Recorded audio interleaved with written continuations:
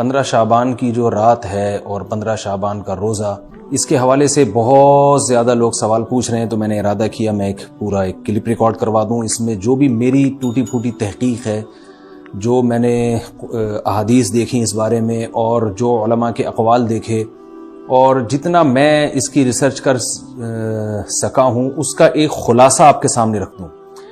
اگر میں وہ تمام احادیث آپ کو پڑھ کے سناؤں، پھر ایک ایک کی سند پڑھوں، پھر ایک ایک کی سند پہ بحث کروں، تو وہ بات بہت ہو جائے گی لمبی اور کلپ بہت طویل ہو جائے گا۔ تو ایک خلاصے کے طور پر پوری جو ایک تحقیق ہے وہ میں آپ کے سامنے رکھنا چاہتا ہوں۔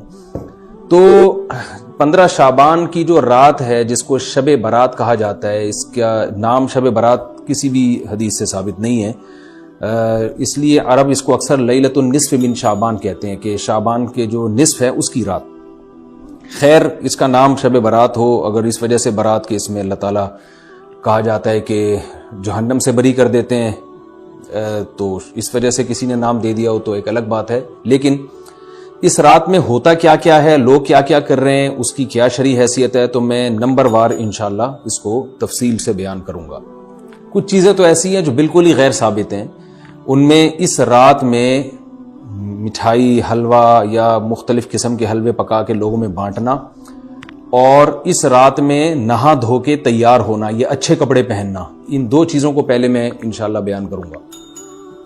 دیکھیے، اسلام میں راتوں کے تہوار کا کوئی تصور نہیں ہے۔ اسلام میں جتنے بھی تہوار ہیں وہ دن کی روشنی میں ہیں۔ عید الفطر، عید الاضحیٰ، یہ ہمارے دو تہوار ہیں جس میں ہم سیلیبریٹ کرتے ہیں ایک دوسرے کو، یہ دن کی روشنی میں ہمیں بتائے گئے ہیں۔ غیر مسلموں کے تہوار رات کو ہوتے ہیں، جیسے عیسائیوں کے تہوار کرسمس آپ دیکھیں رات کو ہوتا ہے۔ تو اس کی وجہ یہ ہے کہ اسلام نے دن کی روشنی میں تہوار رکھے ہیں۔ بہت ساری حکمتیں اس میں ہو سکتی ہیں، پوری حکمتیں تو ہم نہیں جانتے، لیکن کچھ سرسری غور سے کچھ حکمتیں ہمارے سامنے آتی ہیں کہ رات کا وقت ایسی چیز ہے جو اللہ نے عبادت کے لیے بنایا یا آرام کرنے کے لیے، سونے کے لیے بنایا۔ رات میں اگر آپ سیلیبریٹ کریں گے کسی بھی عمل، یعنی کوئی خوشی منائیں گے، تو اس میں انسان کی گناہوں کی طرف توجہ زیادہ جاتی ہے۔ جیسے آپ دیکھیں کرسمس میں شرابیں پی جاتی ہیں، اور جو بھی غیر مسلموں کے تہوار ہیں اس میں بھی چراغاں ہوتا ہے رات کے وقت۔ تو جبکہ ہمارے ہاں جو عید الفطر ہے وہ دن کی روشنی میں ہم نماز پڑھ کے اس کی ابتدا کرتے ہیں۔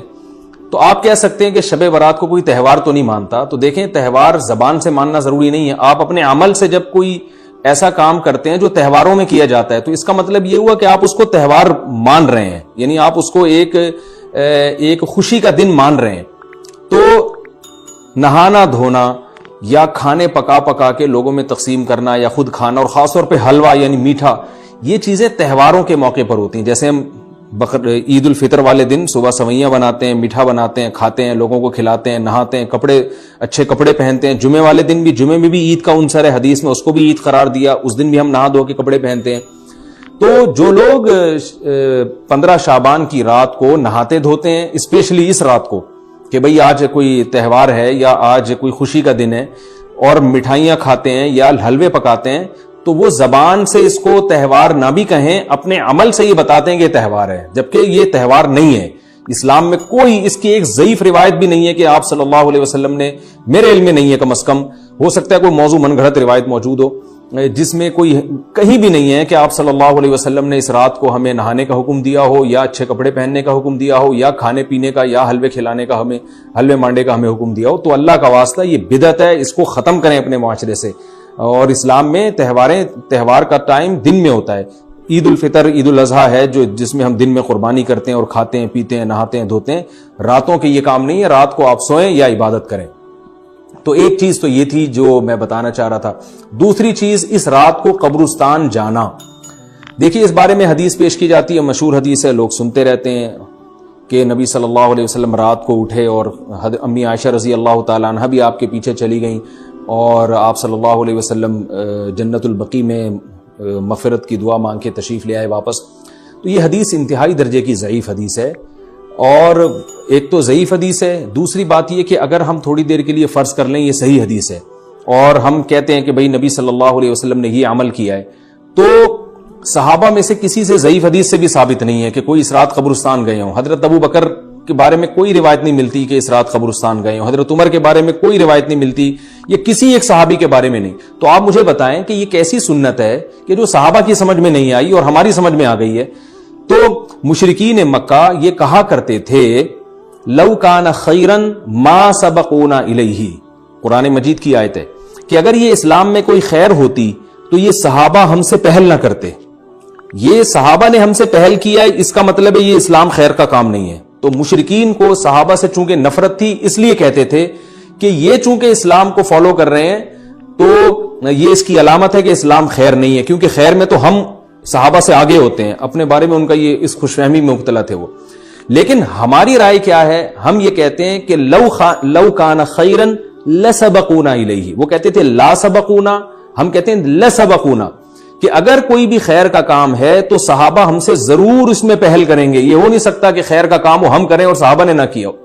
تو اسی طرح میں یہ عرض کرتا ہوں کہ دیکھیں اگر قبرستان جانا اس رات میں سنت عمل ہوتا تو صحابہ یقیناً جایا کرتے. کوئی ایک صحابی تو گیا ہو، یہ کیسی بات ہے جو صحابہ کی سمجھ میں نہیں آئی اور ہماری سمجھ میں آ رہی اور ہم قبرستان جا رہے ہیں اس رات کو.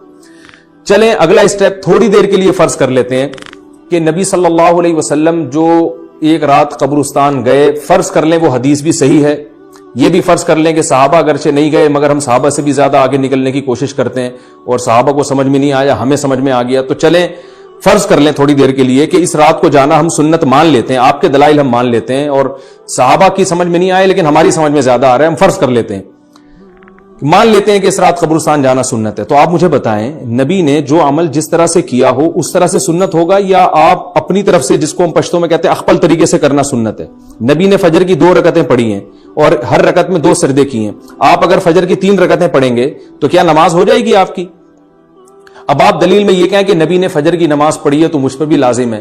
تو بھائی نبی نے پڑھی ہے تو جیسے نبی کے پڑھنے سے آپ پر پڑھنا لازم ہو گیا تو جس طرح سے پڑھی ہے اسی طرح پڑھنا لازم ہوگا، اخپل طریقے سے پڑھنا لازم نہیں ہوگا. تو اسی طرح یاد رکھیں، فرض کر لیں کہ نبی قبرستان گئے ہیں اور یہ قبرستان جانا سنت ہے، تو نبی کس طرح گئے ہیں اور کتنی دفعہ گئے ہیں؟ نبی رات کو چپکے سے اٹھ کے گئے ہیں، کوئی کسی کو آپ نے جمع نہیں کیا، کسی کو بتایا تک نہیں، جو اس حدیث سے پتا چل رہا ہے ہمیں، اگرچہ یہ ضعیف حدیث ہے لیکن فرض کر لیں یہ صحیح ہے. تو کہیں پتہ بھی نہیں چل رہا، چپکے سے قبرستان گئے اور چپکے سے واپس آئے اور پوری زندگی میں ایک دفعہ گئے. جبکہ ہمارے ہاں ہر سال قبرستان میں لوگ جا رہے ہیں، جب بھی شب برات آتی ہے لوگ قبرستان جاتے ہیں ہر سال. نبی ایک دفعہ گئے اور آپ ہر سال جا رہے ہیں. نمبر 2، جاتے جتھوں کی شکل میں، نبی تو چپکے سے گئے ہیں.